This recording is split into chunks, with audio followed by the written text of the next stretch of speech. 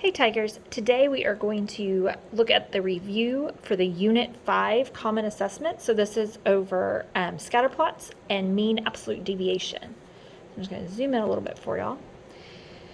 So for the first one, we're looking at this scatter plot and it says, is the correlation linear or non-linear? Remember, linear means it makes a straight line and non-linear means that it does not make a straight line, okay? So if we look at this one, I can pretty much lay my pen down through it. It looks like it travels a pretty straight line, so linear, positive or negative. This one is going in that downward direction, so it is negative. And is the correlation strong, weak, or non-existent? Remember, strong means our dots are really close together, weak means they're far apart, and non-existent would mean there's really no correlation. So I would say this one's pretty weak. The dots are kind of far apart. All right, for the next one, it says, is the correlation linear or non-linear? Well, if I were to draw a line through it, it's pretty linear. So it's positive. This one's incredibly weak, okay? So this one is definitely stronger than this one, but I still don't know that I would say that's really a strong correlation. Now, when we look at this is definitely non-linear. It does kind of a swoop going on right there. It is from left to right going in a downward direction, so it's negative, and this one is very strong. Okay, those dots are incredibly tight together. All right. So we have another one, and this says, is the correlation linear or non? None, because this thing has no association. Okay, so it means it's not positive or negative, and the correlation is non-existent. There is no association. Our dots are scattered. All right, so then it asks for a real-world example of both a positive and a negative linear correlation. I'm just going to give you the example of, remember that when they're positive, both variables increase. Okay, so for example, more people move to the city needs more houses. You study more minutes, you get a higher grade. Okay, negative, one variable increases while one decreases.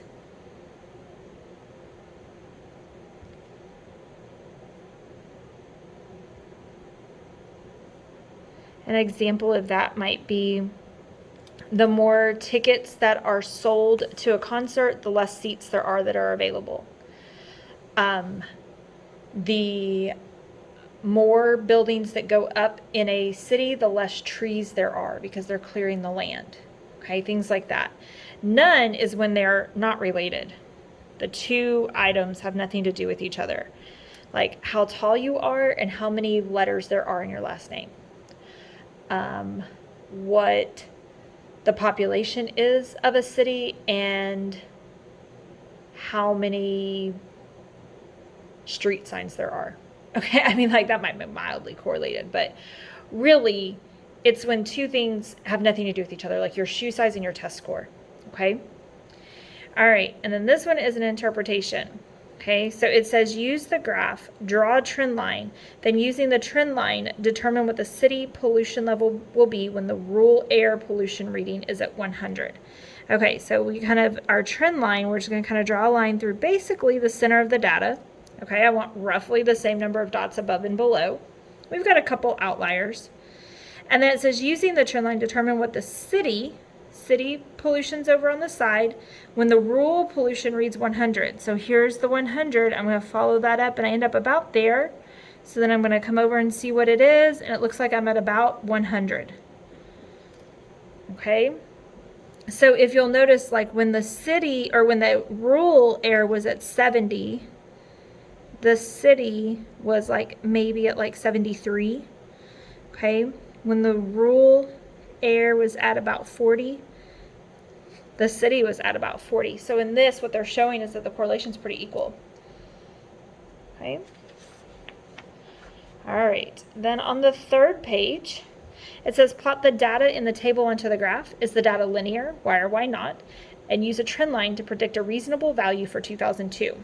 Okay, so 1998, 6,000, and this says this is in thousands. So I'm going to go to the 6. 1999, 8,000. So I'm going to go to the 8.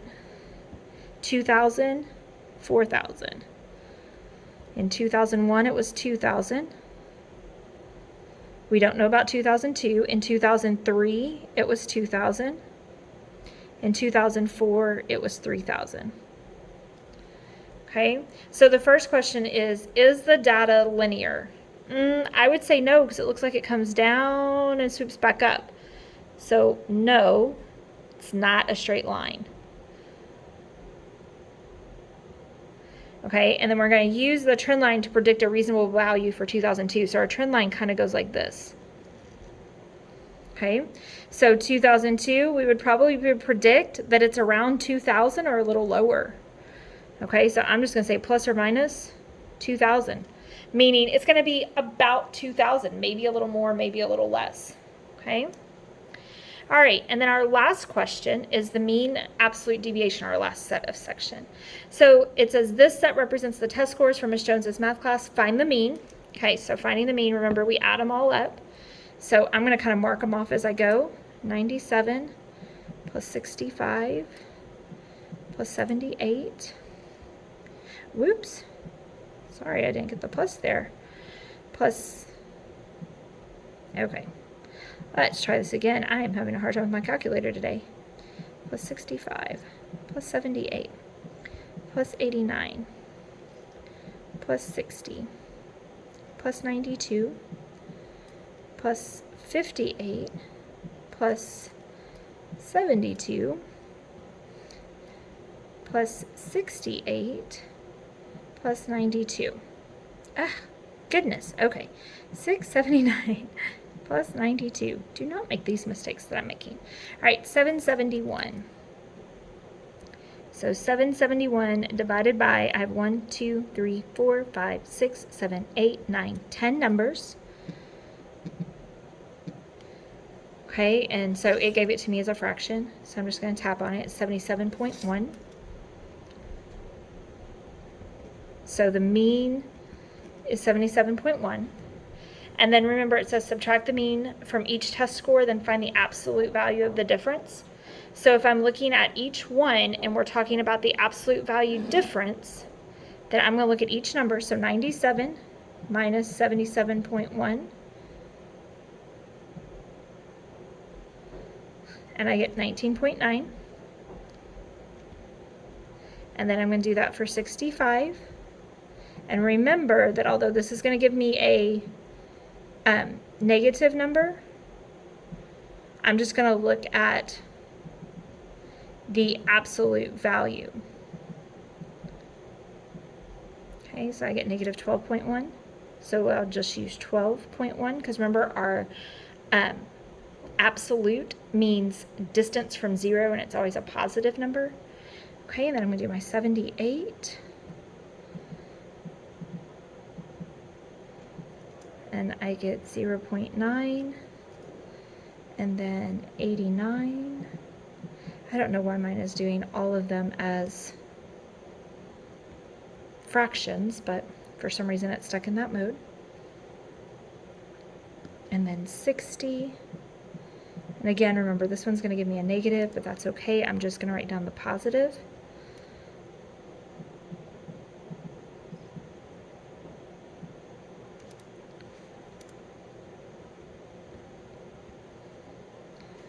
Okay, and I'm just going to keep going.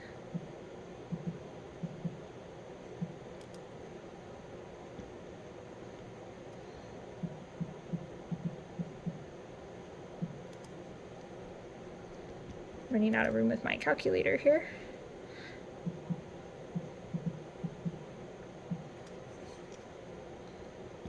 And last one.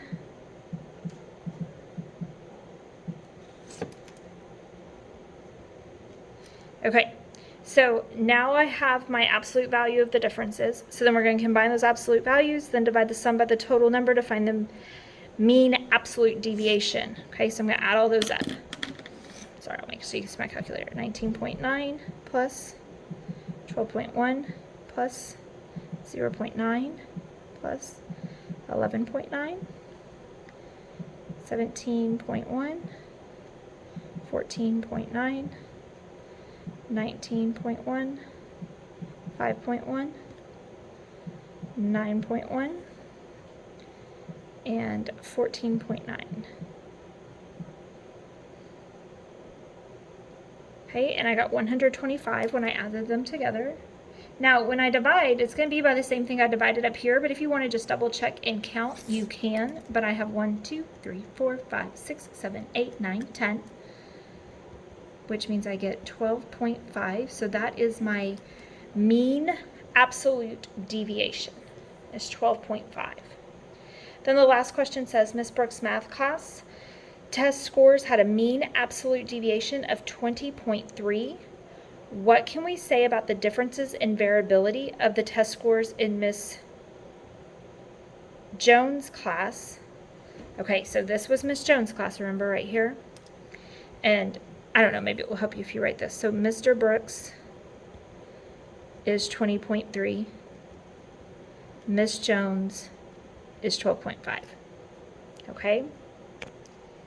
So remember that the variability means how spread out the data is, and the larger the mean absolute deviation, the more variability there is. Okay, so what can we say about the differences? We can say that Mr. Brooks had more variability, or more spread out scores.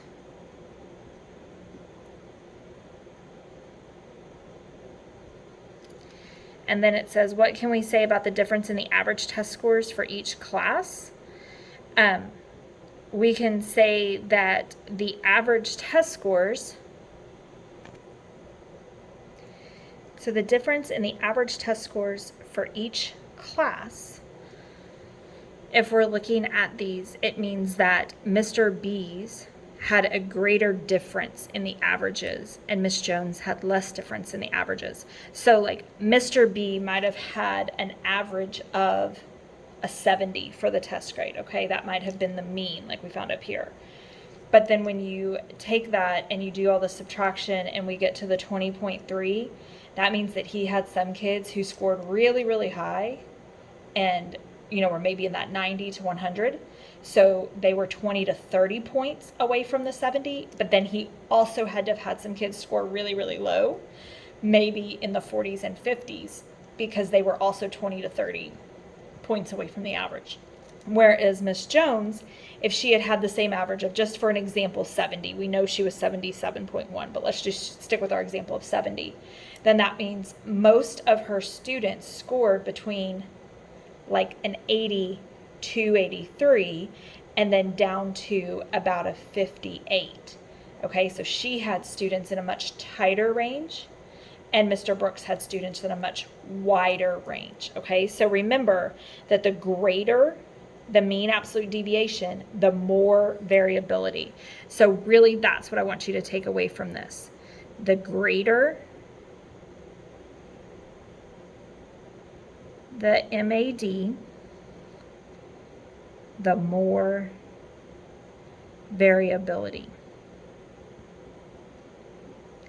The smaller the MAD, the less variability. All right, study up and be ready for the test. Have a good day.